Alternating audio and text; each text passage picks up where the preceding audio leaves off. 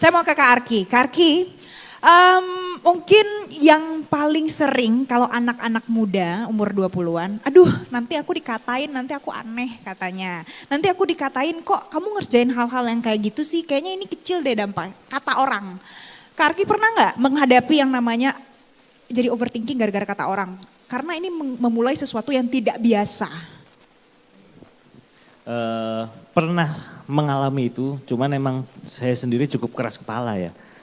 Cukup keras kepala. Dalam waktu itu awal-awalnya juga memang kita ngelola sampah itu sering ketemu di kafe, teman-teman lagi ngafe, gua kok ngangkutin sampah.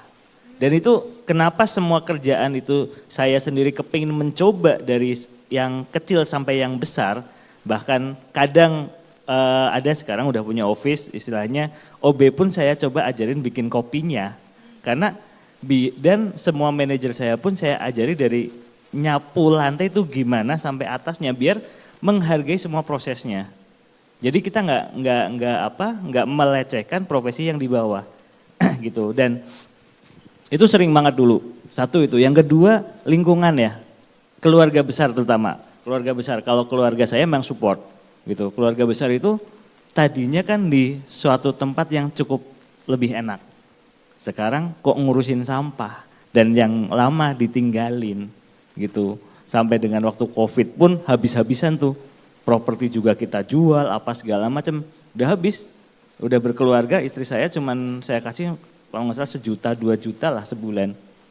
Dengan punya anak gitu ya. Cuman ya satu hal, ketika memang kita sudah meyakini, kita sudah memberikan sesuatu kepada alam, kita bersihin alam, kita menebarkan manfaat, sudahlah saya yakin tinggal dengan Tuhan yang bekerja saja gitu.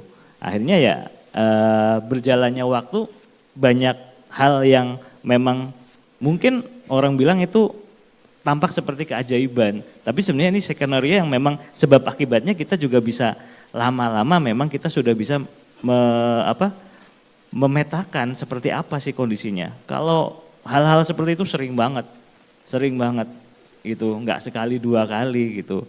Kita ngurusin sampah direndahkan orang, bahkan dulu waktu saya masih riset ngelola yang organik, sampah organik ya, kan mungkin teman-teman tahu sisa makanan itu kadang kita coba fermentasi meledak gitu kan. 2 hari anak saya tuh nggak mau ketemu karena baunya luar biasa gitu kan.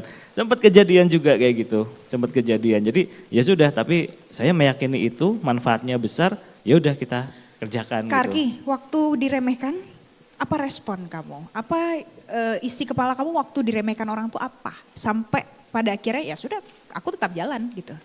Oh, gini, sebenarnya ketika saya sendiri ya, secara personal ketika saya diremehkan, itu seneng karena itu jadi trigger. Jadi trigger untuk jauh lebih melompat gitu. Itu ketika diremehkan, ditipu pernah mungkin waktu umuran 20 sekian dan saya nggak kebayang sempat ada bisnis ekspor impor waktu itu dan habis-habisan. Ya kalau Mbak Mary itu $1 juta, saya ketipu 2 juta waktu itu. Habis selesai kuliah persis dan itu bikin drop. Cuman dalam waktu itu prinsip saya, ya udah saya berangkat pakai koloran doang, balik koloran doang. Yang pasti saya dapat satu, ilmunya, prosesnya, pelajarannya, dan banyak hal yang saya dapat waktu itu bisnis di situ. Ya sudah gitu. Jadi ya itu jadi trigger saya untuk bisa lompat lagi gitu. Jadi kalau ada yang mungkin sebelumnya diremehkan sama teman sendiri misalnya gitu ya, atau sama keluarga yang paling dekat, jadiin aja trigger.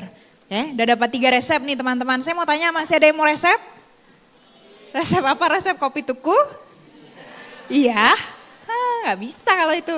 Jelajahi cara baru mendapatkan informasi. Download Metro TV Extend sekarang.